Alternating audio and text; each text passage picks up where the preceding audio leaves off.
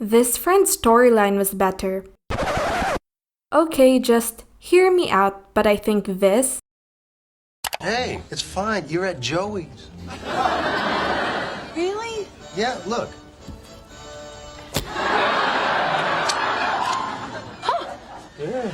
was infinitely better than this. All right, that's it. Get off. Get off of her. What is going on? What's going on? Back. I'll tell you what's going on. Ross!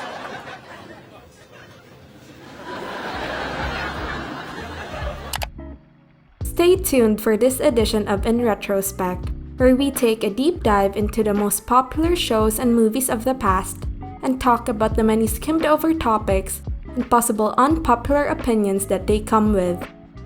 In this episode, we will talk about an alternate storyline that is so out of favor, even the actors themselves complained to the creators of the show about it.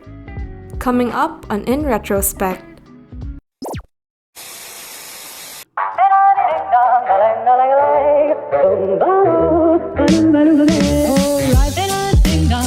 If I could take you up in boom boom boom boom, tell me I'm the only one that you love. Life could be a dream, sweetheart. As a 2000s kid, when I first started watching Friends, I did so a long time after it had already ended. But I absolutely loved it, not bothered by the fact that the people who played them are now much older than they were then, and the times have drastically changed since. The lack of cell phones and the presence of a big box television can still be a jarring visual to behold whenever it comes on screen, considering the fact that we've been used to the complete opposite of these for a while now, and that Friends was hip and relatively ahead of its time those days. It's crazy to think how fast the years flew and how much the times have changed. What was new and cool on the show then is what's considered outdated and near obsolete now. Hey, I got you a present! I got it for your wedding and I ordered it weeks ago and it finally got here! Phoebes, you didn't have to get us anything for our wedding. You already did so. I love it! It's huge! Let's open it! Open it! It's the Ms. Pac-Man machine!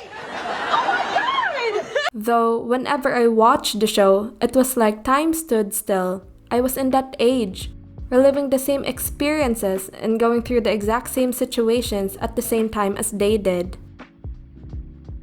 Friends, as you probably know, is a show that follows the lives of a group of 6 friends: Rachel Green, siblings Ross Geller and Monica Geller, Chandler Bing, Phoebe Buffay, and Joey Tribbiani, as they navigate through every imaginable life experience together against the backdrop of a bustling Manhattan, New York City.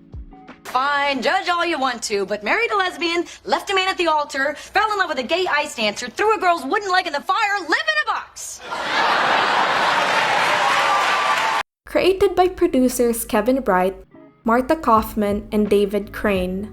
This eclectic group often find themselves face first into absurd comic situations that most people their age do not come across in real life. Are you all right? Yeah. What happened?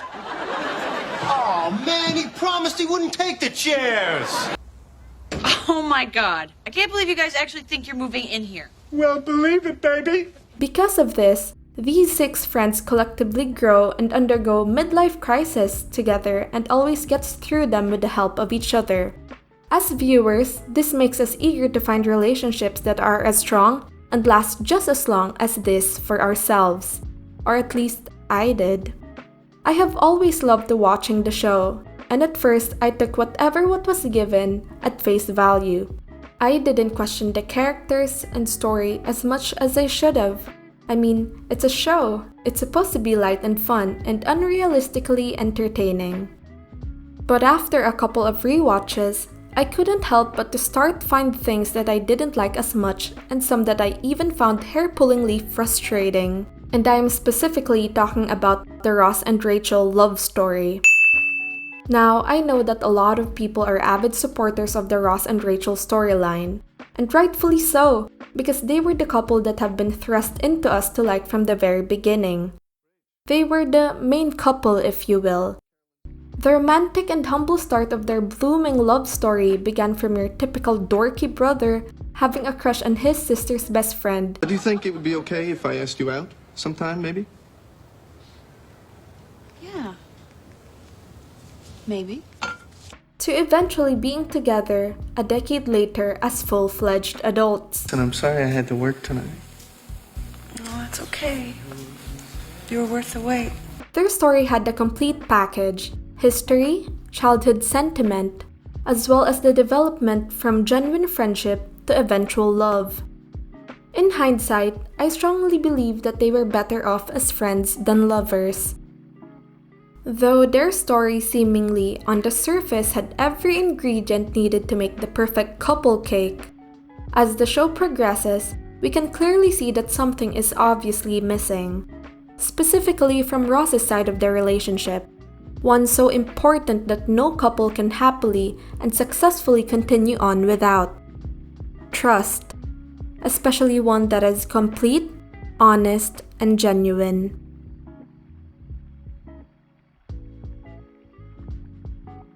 I'm looking at you, Ross.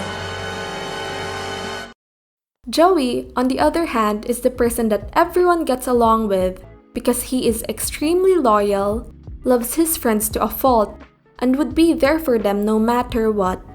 When Rachel moved into Joey's apartment in season 6, their already strong friendship was able to develop even more, with Joey confessing his love for her towards the end of season 8.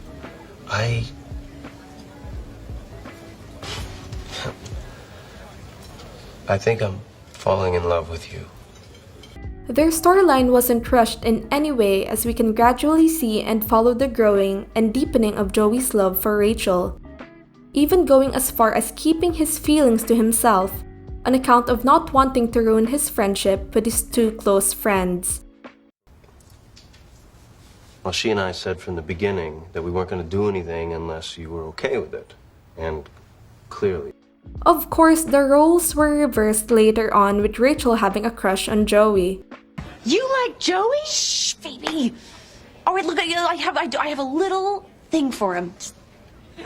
Their love was catapulted from a place of extremely strong friendship. In the short time that they were together, we can clearly see that they genuinely enjoyed each other's company, having little to no arguments, as opposed to Ross's constant run of jealousy with every guy Rachel meets. Rachel Greensline, how may I help you? Hi, is Rachel there? And who may I say is calling? This is Ross. Ross of... Of Ross and Rachel?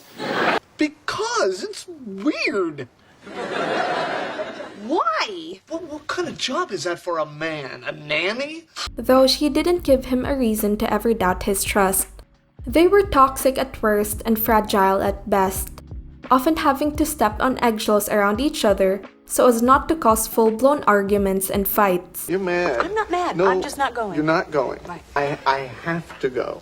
Right? So is it going to be like I'm abandoning you while you're upset? Ross's jealousy even almost destroyed Rachel's career because of his willing participation in a non-existent territorial game with Mark, Rachel's colleague, for the price of her love, with him already being her boyfriend. Do you have the Ralph Lauren file? Oh, yeah, sure. It's, right. What's that? It's from Ross. It's a love bug. Wow. Somebody wants people to know you have a boyfriend. He was always trying to prove that Rachel was his, not being able to see that his actions were negatively impacting her professional life. This eventually led to the messy "we were on a break" fiasco. Can't be it.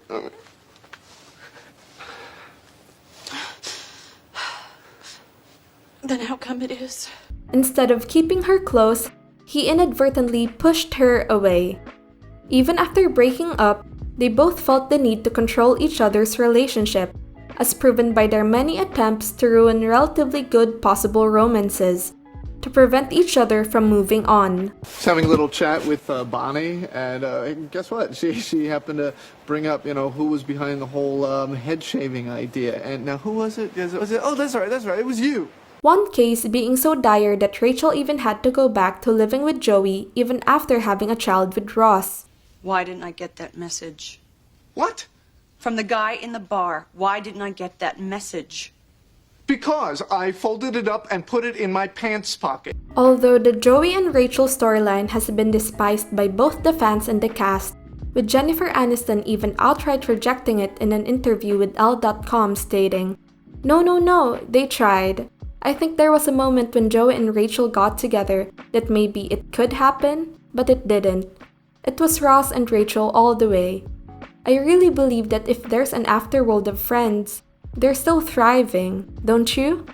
I just don't think Joey and Rachel could have made it. I would have to disagree with Jennifer Aniston, however, that their attraction was only shallow and superficial, considering the fact that Joey's crush on Rachel started when he brought her out for a fake date, having said that she missed going on those while she was pregnant.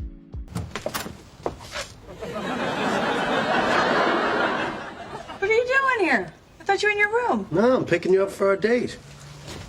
These are for you. Even before either one of them had any romantic feelings for the other, they cared for each other. Joey even temporarily putting a stop to his player ways to make time for Rachel. Wait a minute, what are you doing home so early? What happened to your date? Oh, didn't work out. Well, you want to watch the rest of the movie with me? He was also very supportive of her as a mother, going as far as to decorate the apartment with baby things just to convince her to live with him after she gave birth to Emma. But Joey, the baby is gonna be crying. It's gonna be loud. I'm loud. It's gonna be up all night. I'm up all night. It's gonna poop. Hello? They were a better match in terms of personalities also, because they had the same interests. They were incredibly accepting and understanding of each other's flaws and limitations, and they undoubtedly encouraged and helped each other improve and be the best versions of themselves. No, Joey. Come on, Rach. No one saw me take it. There was a whole table full of them. Do you really want an award that you didn't win? You're very talented. And someday you're gonna win one of these for real, and that one is gonna mean something. Whenever Rachel and Joey were on screen, you can feel this atmosphere of lightness and playfulness take over. A stark contrast to the brooding and tense mood that follows often when Ross and Rachel are the only ones left in the room. As much as they were big fans of each other in their personal lives, the same can be said for their professional lives as well, with Joey even getting Rachel her first job in fashion. Rach, hey, listen, have you ever heard of Fortunata Fashions? No. Well, my old man's doing a plumbing job down there, and he heard they have an opening. So, you want me to see if he can get you an interview? Oh my God, yes, I would love that. And Rachel being very eager to go with Joey to his Days of Our Lives shoots and events. Rach, thanks again for coming down to watch my scenes. Oh, please, honey, just the fact that you want me here to support you, oh my God. Needless to say, the Rachel and Joey storyline would have made much better sense and worked out better in reality. Their relationship had everything it needed to be healthy and sustainable. If they did end up together, I have no doubt that their friend group would continue on probably much stronger than before, as Ross and Rachel would finally have the closure that they needed to finally let go of each other and move on. I would even go so far as to say that a Ross and Phoebe storyline would have been a much better fit than what the show settled with in the end. As a fan, it is an unending wave of what-ifs and what-could'ves, especially considering the limitless possibilities when it comes to this eclectic group of friends. Many fans despise it, but I truly believe that Joey and Rachel were a terrific couple and would have made for a much better storyline in Friends. Thank you for joining me in this edition of In Retrospect. Make sure to tell me what you think. Should Rachel have ended up with Joey, or was I completely off base? Like and subscribe for more content like these if you aren't already, as it really helps the channel. Till next time, stay brewtiful, lovely humans.